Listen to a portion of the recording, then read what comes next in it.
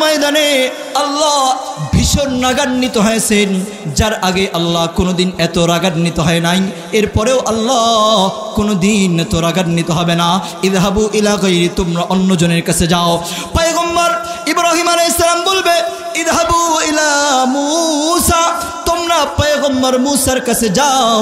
লোকেরা পয়গম্বর মূসার কাছে যাবে, পয়গম্বর মূসাকে গিয়া বলবে ইয়া মূসা আনতা রাসূলুল্লাহ ওয়া কালিমুল্লাহ, ও নবী মূসা আপনি আল্লাহর রাসূল, ওয়া কালিমুল্লাহ আপনাকে কালিমুল্লাহ উপাধি দেওয়া হয়েছে। আপনি জমিনে বসে আল্লাহ তাআলার সাথে কথা বলেছেন, আল্লাহ আপনার সাথে কথা বলে বিশ্ববাসীর মধ্যে আপনাকে সম্মানিত করেছেন।